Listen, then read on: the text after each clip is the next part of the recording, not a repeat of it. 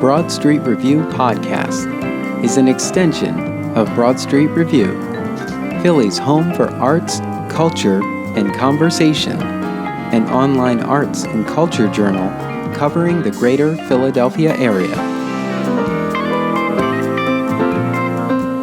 I'm your host, Darnell Radford. Today on the podcast, Amanda Jensen, co-founder of Paperdoll Ensemble, drops in to talk about the 2023 Fringe Arts offering, The Pecking Order, a 70s-inspired tragicomedy highlighting the absurdity of women's rights being thrust back in time. Here is my interview with Paperdoll Ensemble for The Pecking Order. And welcome to the podcast. I'm your host, Darnell Radford, and today I'm in the virtual studio with Paperdoll Ensemble, whose production, The Pecking Order, will be on stage September 21st through October 1st. And I'm here with co-founder Amanda Jensen. Amanda, Hi. Welcome to the podcast. So I know you, Amanda, through many various capacities, but please tell our audience a little bit about you. So I've been in Philadelphia for, over 10 years now. And I started kind of as an electrician and a production manager, but in the past 8 years, I've just been doing lighting design. So I'm pretty solidly a lighting designer in the Philadelphia area. Cool. And how did you become part of Paperdoll Ensemble? How did you and everyone else get together and form Paperdoll Ensemble? I applied for a artist residency with, I can't believe I can't remember their names. It'll come to me as I talk about it. I applied for this artist residency with an all-female company that Carly Boldner had founded. So I remember Carly. I love Carly. And I got paired up with Sarah Van Ness, who is now our co-founder, Sarah Quagliata. She actually got married 2 weeks before we had to put a show together back in 2017. So we got paired up and we were given a little budget and time and space in the Skinner studio at Plays and Players, and then material. And the material was Snow White and Rose Red, which is a Grimm's fairy tale. It's not Snow White and the Seven Dwarfs. Snow White and Red Rose, it's two sisters. They're out in the woods. They meet a bear. It's a magical bear. And we brought on two more artists, Gracie Hoffman, who's now Gracie Carson, and another artist who's now in New York, Juliette Gobin. And we created this very weird surrealist piece that felt unnerving. And it was in response to all these different versions of this fairy tale we were reading, and how they were all very much about and then the girls took care of the bear, and the bear turned into a prince, and he married Snow White. But don't worry, he had a brother for Rose Red. So then they all got married. And after we finished that residency, we just enjoyed working together so much that we decided we wanted to finish that piece because it was only 30 minutes long. And we took a year and a half to develop that into our first full production, which was called This Is How Girls Die, which ended up being about three sisters trapped in a cabin because they wouldn't go outside because their mom was killed by a bear. The bear was a man. Which all you find out at the end. And after that show, we were just look, we really love this. We love working together. We love creating pieces and devising. And so we just decided literally a week after we had finished this production to start a company, and we called it Paperdoll Ensemble. And here we are now. And we've done we've done two full productions. We snuck in our second production literally 4 weeks before the pandemic shut everything down. And then we did a virtual production in 2021 for virtual Fringe about witches and witchcraft. And so we're back doing an in-person full production, which is super exciting for us because, I felt we loved working on that virtual piece, but there's just something really magical about being in the room together in person that we were really missing. Yeah. Cool. So why Paperdoll? Paperdoll. It's so funny. You know what? Yeah. I don't remember why that came to us, and it was such a good name. I think we were like spitballing. We were sitting in Rittenhouse Park, that I remember, and we knew we were going to be doing This Is How Girls Die at Plays and Players as a co-production. And we were like, oh, it's just going to be silly if it's just our names. Like, we should have a company name, at least something that's like not Amanda Jensen, Gracie Hoffman, and Sarah Quagliata. And so we just started like riffing on like dolls, and like, because something that we really enjoy working with is the idea of like femininity and what that means, and then what lies beneath. So like we started riffing on dolls and like, what is that? And someone was like Paperdoll, and I was like, we were like Paperdoll ensemble, that's it. I was like, check it. And we checked like every social media like platform, and no one had it. And we're like, take it. That's great. I mean, and actually sometimes that is the way. It's like, wait, does anybody own it? Yeah, okay, and we'll that's take like it. We were like, we loved it so much. Sitting there on the bench, we were just like, that feels so right for us. And then I was like, we gotta check. Like, so Gracie like pulls out her phone and she's like, it's not on Instagram, it's not on Twitter. Yeah, so then that was it. It was like the right, it was like the sign of like, this is it. Cool. I love when it's like, when the organic process just flows. It's not, we slaved over this for months on end, and then one day I woke up from a bad dream and here it was. Yeah, cool. So if from what I gather from past shows, there's always been some sort of, there's been a theme that has inspired all the pieces. That's true. And talk about how that became sort of the calling card of Paperdoll. We actually, it's so funny you say that, because we have in our like Google folder, our share folder for the company, another folder that says show ideas, and it's just folders of ideas with research in them. Like, one of the things we have in there is like female jockeys. Don't know. We like read an article, thought it was cool, put it in there. That might be a show one day. We don't like, we'll figure it out like later. It kind of comes down to like what's going on in society and what like tickles us. Like, we're like, oh, that's so good. Like, let's learn more about that. And that's kind of what's interesting about this piece currently, is this is not where we started. We started in a completely different place than where we've ended up. And I think that's like kind of the interesting part of like the birth of this piece. But that's how we kind of pick our topics. We like go through our folders and like have like Gracie, Sarah, and I sit down and talk about like what is going on right now that is relevant to us, that we're hearing stories about, or that we really want to explore or dig into. And that's our second show was like, what do we want to explore and dig into? And it was The Bachelor. And that was mostly because, you know, it's such a cultural phenomenon, this show. And when we started researching it, it's like really weird and messed up when you like know how they produce it, and like how the women are portrayed, and how they use like editing to make certain characters in the show. I use characters loosely in the show. Like, they edited one woman to sound like completely crazy on the season we all watched together, and she's like a perfectly normal person. So and then like this idea that like the women are all sleep deprived and like they don't have any outside contact. And that's like two tactics of cults. So like we went down that rabbit hole and we created a show. Wow.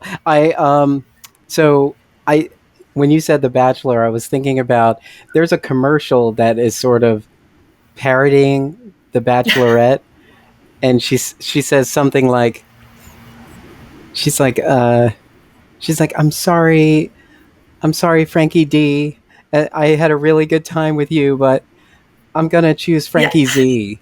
And it's like everybody's kind of the same, and it's like, so, you know, the way they cast basically the same people, and you're like, I don't know what to choose, and it's ridiculous. Yeah, and that was our thing with that show. We were like, really like, who are these? We were seeing the women in that show not on camera, because we kept having this like this discussion of like, do you think they act like, or, you know, anyone, do you act differently when you're public facing versus when you're private facing? And so that like became one of the things we kept digging into is like, who are these women when they're not on camera and not being watched?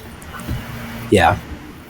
I love that because I have many ideas that go behind the scenes of things, because we're working so hard to clean everything up Yeah. and polish it and present it in such a way.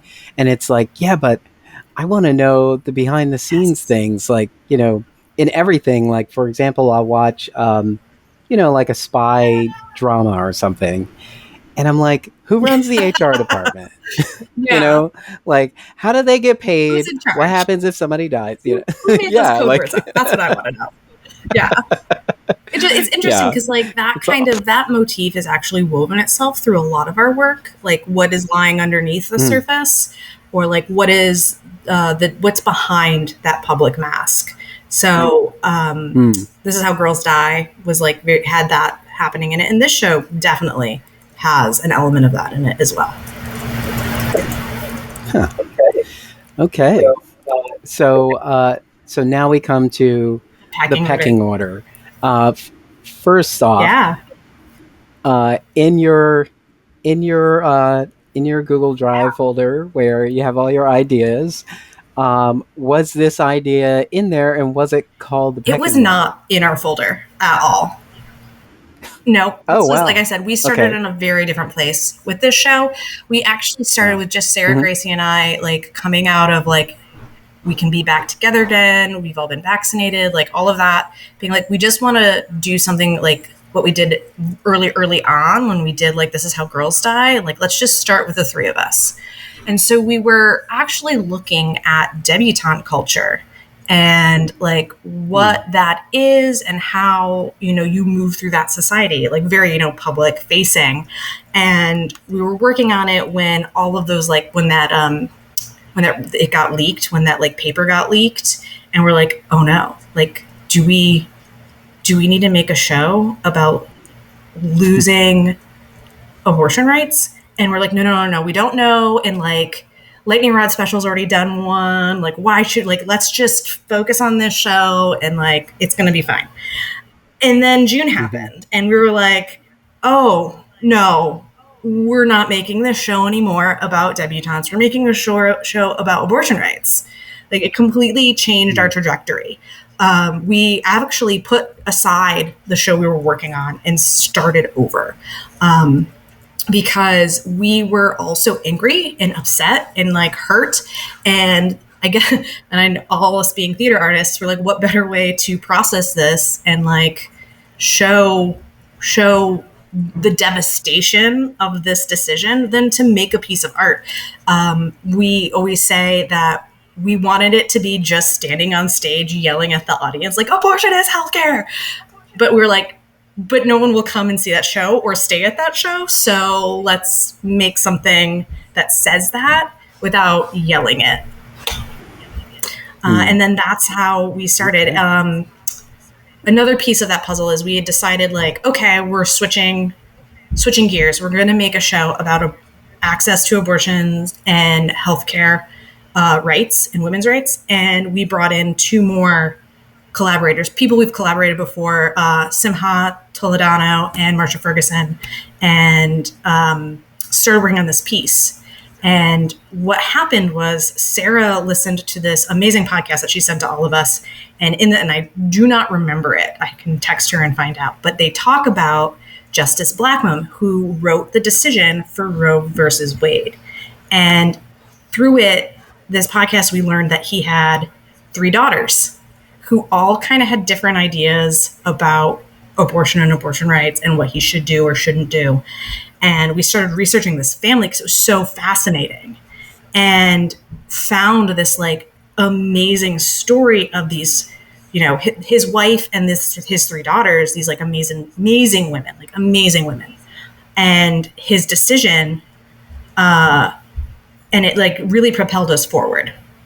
And so what we found in that is like all the characters and this idea of like what happens public facing and what happens private facing. Because through our research, we found out that his middle daughter, before he wrote the decision, got pregnant in college and had to drop out and marry her boyfriend and like Wow. stop her her education because she got pregnant. And so we took that and we moved it a little forward in the timeline. It happened like in the late 60s, but we moved it up to the 70s and started building a show off her coming home to pretty much tell everyone, you know, that she was going to have to quit school.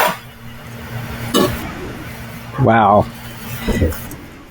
I love how ideas and resources and references become story. Yeah. So thank you for breaking that down. And so what do you think? So when it comes to seeing a piece of art, I know how it sounds when I ask this question, because I know you just come in with a blank slate and you just sort of process what is there. But like, what do you think? What should we know about the political infringements on women's rights right now? Goodness. And is it required? Is it required to experience the pecking order? The only thing you need to know coming to see the pecking order, the only thing you need to know about what is currently happening, and there is a lot happening, and it's all scary. But the only thing you need to know is that we are being thrust back in time. We are being rights that we have had for, 50 years, rights of privacy, rights of bodily autonomy are being ripped away from us, and we are being sent back to pre-1973. My mom had more rights than I do right now. So that is the only thing you need to know, and come with an open mind and just watch this story unfold. Yeah. And so I'm sure you've had this conversation as you were letting this piece become what it's meant to be. What do you think the reason is behind all this? The reason behind all this infringement? I think, and us going patriarchy. Back in time. That's the simple answer. But really, what it is this weird, intermingling of church and state that's not supposed to happen, and a small majority having a lot more power than they should. Because I don't know the numbers, and I'm not going to try and to quote anything, but I feel, and from what I read and what I know, that a lot of people are in support of women being able to choose what they want to do with their bodies. And I think the problem is that we are trying to, what's the word I'm looking for? We are trying to legislate what I can and can't do with my body because I just happen to have a uterus. Nothing like this is going through any courts or any government in our country when it comes to limiting a man's right or access to something that they need or don't need. But the example that I always get on my high horse about, and I'm happy to get on my high horse about, is you can get Viagra. You can it's covered by your health insurance, but you can't go to the hospital because you're having a miscarriage and get an abortion, even though it's life-threatening. And that, to me, really just shows such a disconnect in our society that one is okay and fine, but, and I don't know, that seems like something that if you want that, sure, fine, great. But the other one, being able, if you're having a miscarriage, to go to a hospital and get healthcare seems pretty damn important when put next to erectile dysfunction. Yeah. And they're so precious about erectile dysfunction that you can just answer a questionnaire without really talking to anybody. You can get ED meds over an app now. So I mean that, and it seems like everybody has them. Crazy. And it's been scams. It's been scams for years. You would always see emails that are real hard, strong man. Like, Yeah, and what? like, and to think about that, like that's also part of the patriarchy, and like that is also like really unhealthy and damaging to men as well. Like this isn't good for anyone. But immediately right now, the problem is women can't get the health care they need. That to me is like a really big problem, and like something that needs to be, discussed and addressed and really like seen in this moment as a problem. Yeah. So I always believe that marginalization comes from fear. What do you think they are afraid of? That women can make their own decisions. I'm not 100% sure all the time. I'm not sure what the fear necessarily comes from or is, but I do think it is a fear of like, this sounds so like, I'm not trying not to be judgmental, but it is kind of like this fear of like, well, you'll go to hell. Or this fear of, well, if you can make your own decisions, like, are you going to make a bad decision for yourself? And like, that's still my decision to make, whether, and my decision to make whether it's good or bad for myself is my decision. Like, so I think that's what a lot of it comes from. It comes from this fear of also just not knowing and not being able to listen and like lacking empathy in the moment too. I think because of the fear, it's really hard for people to hear other people's stories with just to hear the story or just to hear where they're coming from. And I think that like, that's something that's really missing in a lot of this like demonization of women who need this access and who want to, have the choice. What's interesting about it is that the thing the world does unconsciously, effortlessly, is evolve. We can watch a plant grow and it just grows, unless you stunt its growth. Then why would you do that? Why would you plant something if you didn't want it to grow? And you don't have any real control over what it grows into, but you nurture it anyway. And so it always seems crazy. Like I mainline the news. It's unfortunate. And I try to turn it off.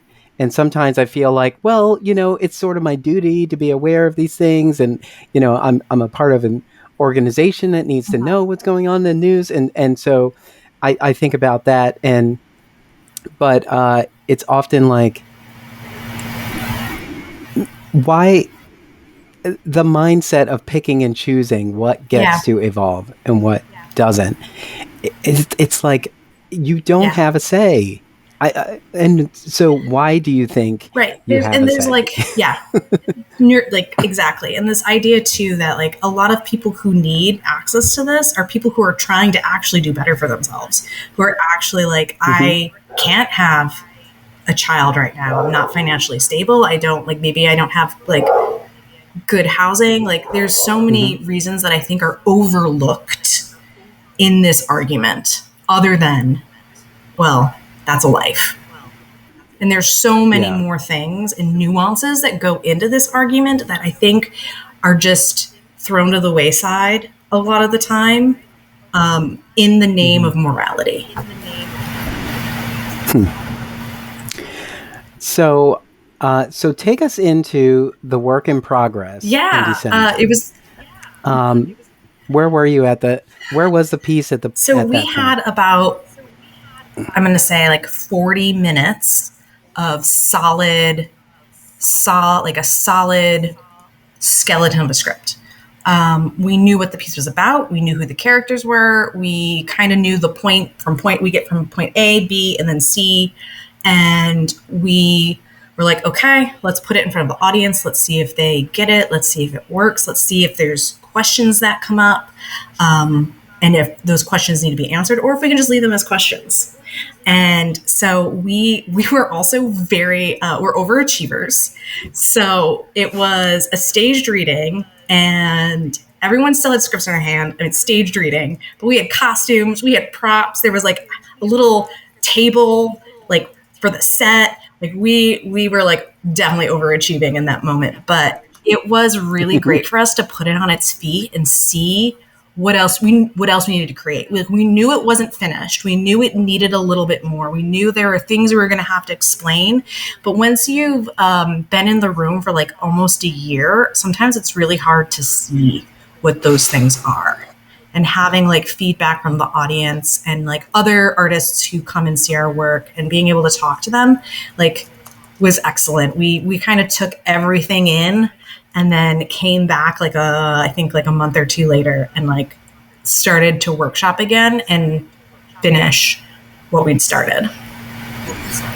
Yeah.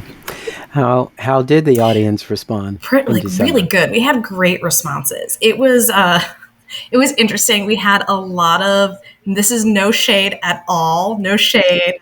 We had a lot of older white men be very confused about, well, what the time period was, because we didn't say back at the reading if it was 1972 or if it was 2022. We've actually, after talking to Paige Zubel, who like comes and gives us feedback during like the process, we decided to solidly set it in the 70s. But yeah, we took it all in. And we took the things that we needed and like used those. And then some of the things that were like, we're okay not answering that question, or we're okay if you felt uncomfortable in this section, and just like threw those away. Because I think there's sometimes like being a little bit uncomfortable isn't a bad thing. Yeah. So. Yeah, honestly, being uncomfortable in theater is probably ideal. There's something there that you really need to process. We had a lot of people come up afterwards and say, thank you for making this. We had a lot of people who absolutely loved the piece where it was. And, you know, it just made it like, it was very affirming to us that we were on the right track and that we were heading in the right direction and we could take all this in and finish the piece. And so now it is probably going to run about an hour 5. We like a nice hour. Like all of our pieces have been like just maybe a hair over an hour. No intermission. We get in there, we get in, we get out, we do it. We really took the time to develop all of the sisters and what they're going through. And so there's some added depth to each of the characters with the mother and then the oldest sister and the middle sister and the youngest sister. So they all kind of have their own like baggage that they're dealing with at the same time that this is brought to the home. And now they're like, as a family, we have to deal with this. And what do we do? We've also added, there's some extra pressure of like some of like publicity and the public possibly finding out, which I think really actually helped the piece, the urgency of the piece, because this is something we would always been talking about, like why tonight, why this night, why this day, why right now in this piece, because it's just over the course of like one night in with the family, and that helped answer a lot of that, like those questions. Oh, because time is running out, and this whole like the Roe versus Wade decision is coming out, and so all the eyes are on this family, and that's why. That's a great box to put. It really did up the stakes like so much, and when we figured out that's what it was like this like light bulb, big explosion. We're like, that's it. Yeah. Mm-hmm. So when you're putting a piece together, do you find as an ensemble, do you find that you have more information and that you have to sort of edit down, or do you have a key point you want to get across and you have to build story around it? Those are great questions, because there's two things to that. We always have what we call like our thesis statement, or our shorthand for it is our nugget. So it's like this little nugget where like, this is what we were trying to explain. But when we start, because we are so research based at the beginning. Like we just have folders of like articles and podcasts and imagery that we have been just consuming for like 2-3 months that we then share with, if we bring in collaborators, we share that with them and get them like consuming all that information. And then we just like throw that all out the window, which sounds awful. We're just like, nope, forget all of that. Let's throw some spaghetti at the wall and see what happens. So we throw a lot of spaghetti at the wall, and then the stuff that's good, the stuff that sticks, the stuff that we really like, we then build into like little little pieces. And then usually from there, a story starts to emerge for us because we do a lot of character work at the beginning and character relationships. So we have all of this like really rich character life for each of these people that are going to be on stage, and their relationships are really rich. And we then use that to create scenarios and prompts for them to kind of just like throw them in and like watch what happens. And like that's how we like start building our story and our script. So I know it's not in the show, but there was a whole improv about Dottie, the mother, teaching the girls about like what happens when you get your period. It's not in the piece anymore, but it was so important for us to do that, for like to build their backstory and their relationships. And like there is like some of the words that they used in that improv are in the show, but that scene's not in the show anymore. So what do you do with those extra pieces? So they, it's interesting because we film a lot of our improvs because we do direct transcription to build the bones of our script. And then we go in and do like group editing on our feet to make sure things work. So sometimes, this is fun, Gracie will like, on our Patreon, you can see a deleted scene, and she'll toss that up and you can like see one of these like scenes that didn't make it in, or that got cut way down, or like a movement piece that we made and it like didn't work, so we had to like cut it out. That happened with Mary Mary. We made a whole like diet song about like diet culture and like different diet methods, and like it was just wrong for the piece. It was weird, and it was so like paper dolls and like its weirdness, but it just didn't fit into the piece anymore. So during the pandemic, we filmed it as like a little music video with everyone and like put it up on our Patreon. So if you're Patreon, you can go see the diet song. That's really cool. I think that's sort of a great way to support the development of the work by, not letting it go, but you're using it all. They call it byproducts. Oh, I love that. The byproducts of it's like literally, now they say you don't want to see the sausage made. It's like, no, this is the sausage. This is how we make it. This is it. Yeah. Yeah. That's kind of like early on when I started podcasting, it took me a while to get a cadence. It took me a while for my team to get a cadence too for themselves. And often we would find that once we ended the interview, that's when we got a really juicy 10 minutes that I wish we had still recorded. So there were many times that, when I was in person, when I was live, I would do a sign off, but I wouldn't, turn off the recorder. And then we would keep talking, and we just keep that for ourselves. And I always think that that's great, because it's sort of like, now that we've gone through that, we're sort of unpacking and just processing. That's cool. Yeah, that's like, we generate so much material, and sometimes it is hard to pick and choose, but we've gotten very good at killing our darlings, because we all recognize that like, if we were to put everything in, it would be like 3 hours, and it would be like a fever dream, and there would be no story because it would just be all over the place. Yeah. So you did mention that you try to keep them just a tight hour, or somewhere around an hour, hour 5. Do you ever think, we have so much more content, why not 90 minutes? You know what? I think because we're taking the best of our content, like we are taking the top tier content and putting that into the script, and we don't want to add stuff just to make the piece longer. There has been talk about in the past, this was like a very short conversation like 2 years ago, about how like one day we could make like a sequel too Mary, quite contrary. Like, we could make something else that's either like a prequel or something that happens after. But our outlook is, we don't want to just make something 90 minutes because we want to have something that's 90 minutes. We want to have a really solid piece that's good storytelling, that's interesting, that makes you think. And if it's only going to be an hour, that's fine. That's great. And you never know. This piece itself could inspire a full length feature film. It could inspire a TV series or anything like that. I always look at it. Look at it like that. I'm just like, just because I think it's done here, even though I have other things I can do, and I'm sitting like observing it, saying like, oh, I could do that. Add these things.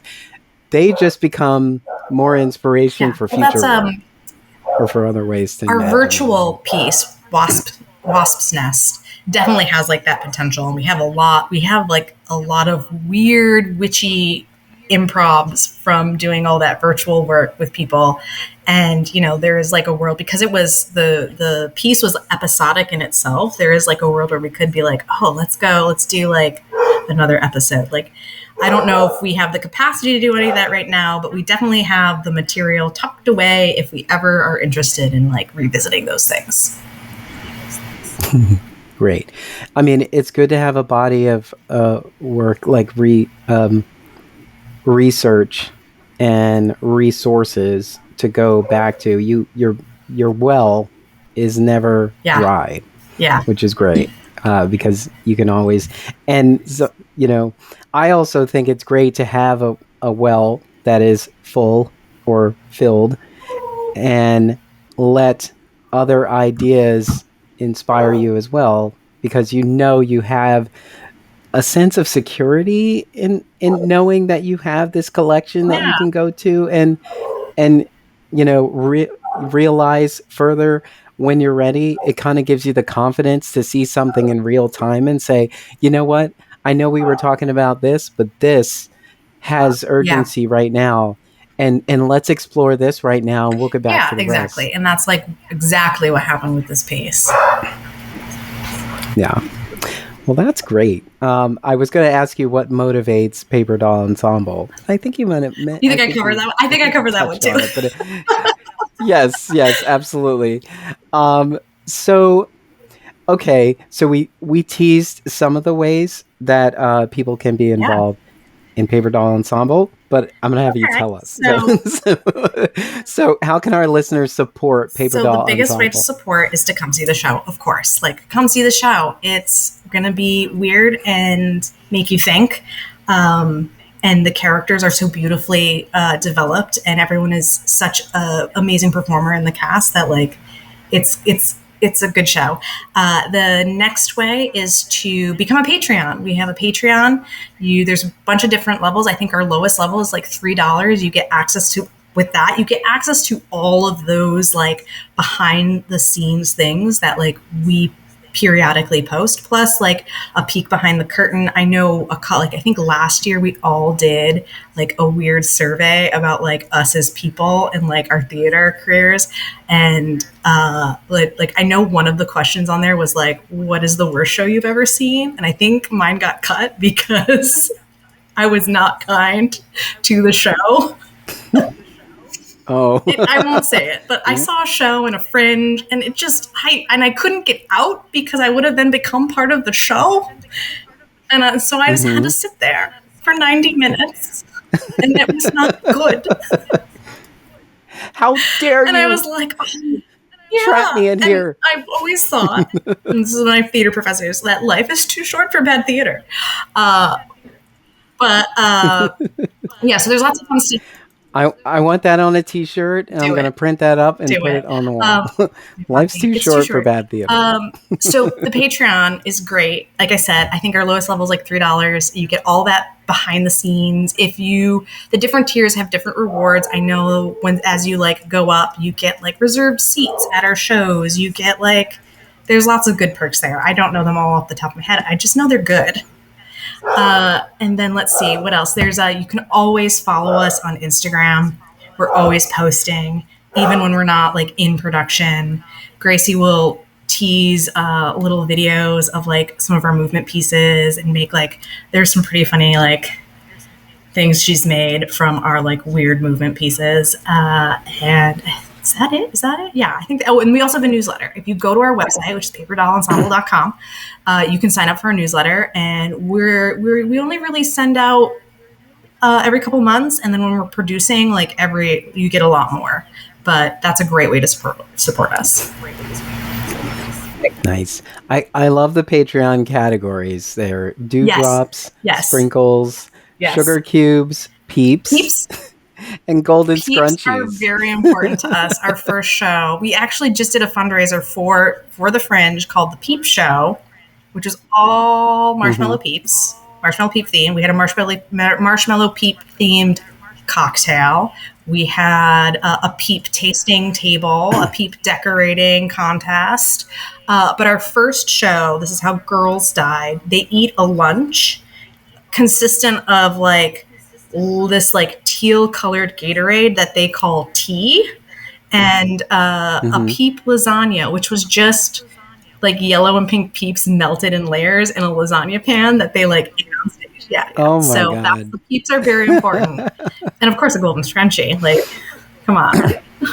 Yeah. Okay, so since peeps are so important, and there is a love-hate with peeps. I love peeps. But there's a way to consume peeps, and everybody has a different one. That's true. Yes. And so, what do you prefer?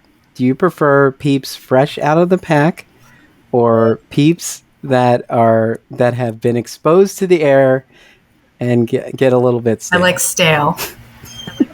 I like them a little crunchy. I don't know why. It's a texture thing.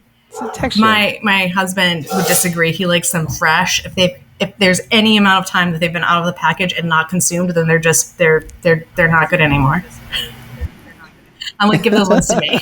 I'll eat those. Yeah, I know they're getting out of hand with all of these. Oh my God, flavors. Well, that's why we had the peep tasting area. We also had Peepsy, which got really hard to find at one point. But we had Peepsy, we had tropical fruit flavor, we had cotton candy birthday cake, and Dr. Pepper. All right, so now we know everything we need to know about the pecking order and how to get tickets. We're going to go to phillyfringe.org and get those tickets. And there's also a pay what you can option as well. Yeah, they're pay what you decide. So they start at $5 and go all the way up to $20. So yeah, pay what you decide. Cool. And since you're on the tail end of the Fringe, do you have a Fringe recommendation? Okay, so I haven't been able to see any Fringe shows yet because I was in New York all last week. But I'm going to try and see Citrus Andronicus, which I've heard is amazing. Everyone I talk to who've seen it is like, you've got to go see it. So like, I'm worried I'm not going to get in, but I'm going to try. Also, our sound designer for the Pecking Order is also the sound designer for that show and the ASM. So gotta go support Ava. They're awesome. I'm so excited that we're going to be in tech together very shortly. But that one is like my number one so far. And then I forgot this artist's name. But they have a show called Vile, and it is like a clown show. And I follow them on Instagram, and they do these amazing like nude drawings, like illustrations. And I like Francesca. Her name's Francesca. Yes. And I love her art. So like, I'm hoping I can go see Vile because like, I haven't seen her perform, and I think she's so funny. And like I said, I love her art. So definitely want to go see that. And like there was one other, and I don't remember. Bummer. I have them all written down. I have them all written down and like all circled in my little newspaper, which is like not anywhere near me. So yes, but yeah, those two are definitely the ones I want to go see. Cool. So I think two recommendations is good. It definitely gives enough. The reason I ask about the recommendations is because I don't have time for any of it. That doesn't mean I don't have an interest. It means I'm just overextended. I don't know how I see a lot of theater, and I don't know how I miss a lot of theater at the same time. I remembered my third one. I want to see She Was a Conquistador. Mm-hmm. That's the other one I want to see. Great. That I do have, and I also have that one on my list as well. Yeah, I definitely want to see that. I think I have like 1 or 2 more chances, so I got to really get on it and go see that one. Cool. All right. Well, Amanda, thank you so much for talking Paperdoll Ensemble and talking about the pecking order. I always hope that I can make time work for an interview. Paperdoll is always great at reaching out, and sometimes we always have to reschedule because it's just the nature of how things go. But I'm glad we had the time to have this chat. The production is called The Pecking Order. It is on stage September 21st through October 1st. Yep. And the September 22nd is our opening night. So if you come that night, you get a drink on us, and there'll be some snacks, and you can hang out with artists afterwards. Yeah. And so all the links will be in the show notes, including the recommendeds, Amanda's recommendeds. And and that'll be it. So Amanda Jensen, thank you so much for talking to us today and telling us about Paperdoll Ensemble and the pecking order. It was truly a pleasure. Thank you so much. This was so much fun.